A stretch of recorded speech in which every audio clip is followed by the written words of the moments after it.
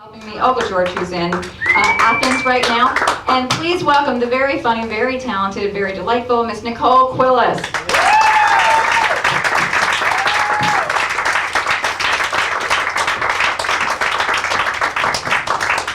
Yay, I'm the last comedian! Yay! But I'm doing a 3-hour set. Bar the doors! It feels like friggin' Bikram yoga in here or something. It's so hot.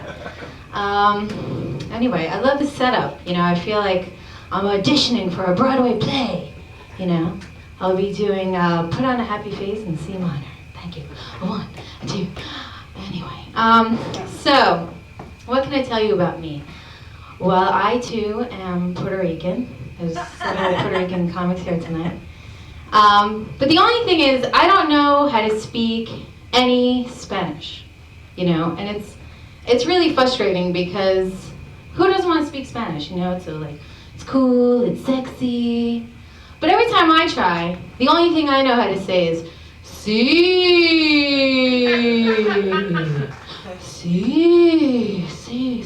no. Oh God. But I have learned how to improvise because I've learned how to do like a really good New York, like Puerto Rican accent, and this comes in like really handy when I'm trying to pick up guys. You know, like I'll be in the grocery store and I'll see this really cute guy and I'll be like, excuse me, papi, how you doing? Do you know where the Goy Isle is at? I need to be getting my rice and beans on, okay? How you doing? I get my Puerto Ricanness from my dad. And my dad is like a Puerto Rican like Tony Soprano. Because every time like I talk to him, he just got into a fist fight with somebody. You know? My dad will call me and he'll be like, Nicole! Yeah, it's your father. Yeah, I was down at the VFW the other day, you know, shooting shit with my buddies. And this guy comes up to me, tries to tell me I wasn't in the fucking Vietnam War. Says, yeah, guy? Let's take it outside. And I'm like, you know, Dad, why do you care about what some fucking random guy at the VFW has to say?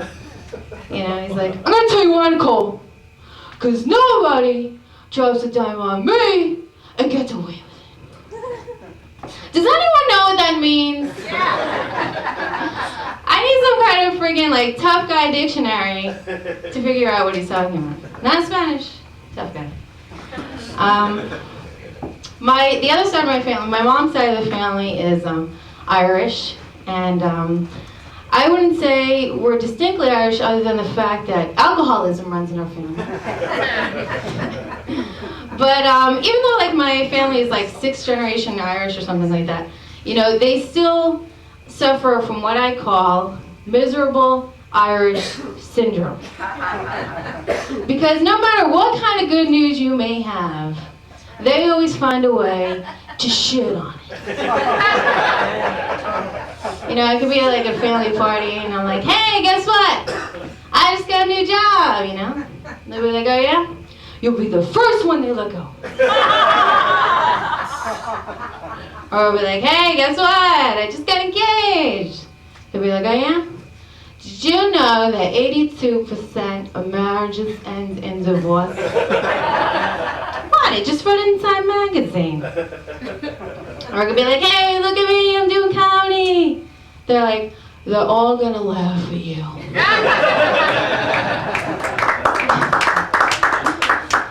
But I have some other good news. My little brother just got married recently. Yeah. Clap for Ray. Yeah.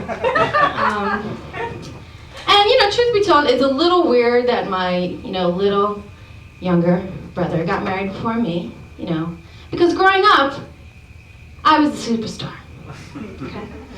I always made my bed in the morning. I got straight A's. I even went to college. Ray, on the other hand, I believe he was 6 when he learned how to wipe his own ass. But he found his soulmate.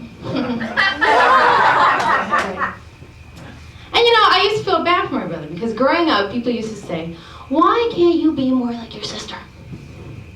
Well, let's review. Your sister's turning 30. She lives alone. She enjoys writing poems to her cat! And she watches Ally McBeal reruns. But it's not all bad. You know, I don't mind living alone. You know, I don't need nobody. I don't need nobody. But there are those days, you know, I had a long day at the office. I come home. I go in the kitchen. I open the freezer. And there it is. Sad Gal by Lean Cuisine. You know what I'm talking about? These, like, weight-conscious frozen dinners for women. You know, you open it up. You put it in the microwave. It's 3 noodles and a side of estrogen. And like, why don't they just say what they really mean? You know, I think they should just call it, "No one loves you, you fat bitch." It doesn't rhyme, but it's honest. So, speaking of sad gal, I'm getting sick of dating. You know, it's really getting to me, because dating to me has become like, you know, living in some kind of other dimension. Like, I'm in the fucking 4th dimension, because like, I always meet these guys, you know, they seem real nice, they seem real normal, then I get to know them a little bit, and there's like a minor glitch. You know what I'm talking about? You know? It's like, meet Stuart. He's a young professional, studying for his MBA, yet he suffers from childhood ADD. Or Michael, a young, stylish lawyer who enjoys watching Queer Eye for the straight guy a little too much.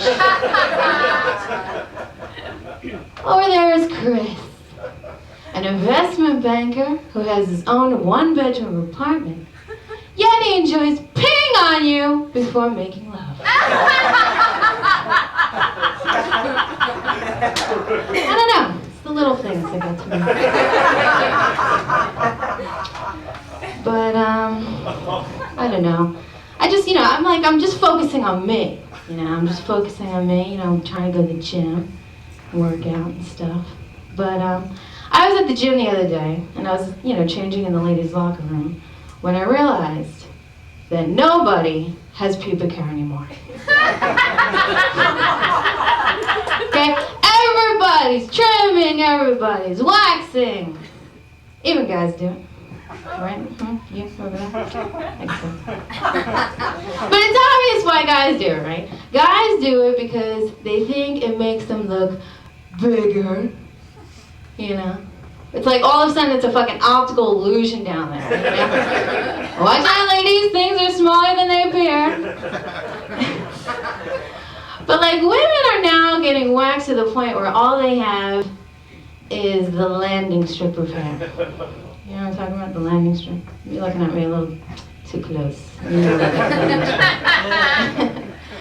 I'm sorry, has it really gotten that bad to where we now have to provide a runway, if you will, in order to get some action in this town? If I can make it more enticing somehow. Because honestly, I'm sick of it. You know, I'm sick of getting waxed. Yes, I do it. You don't see any rings on these fingers, okay? I gotta do certain things. But,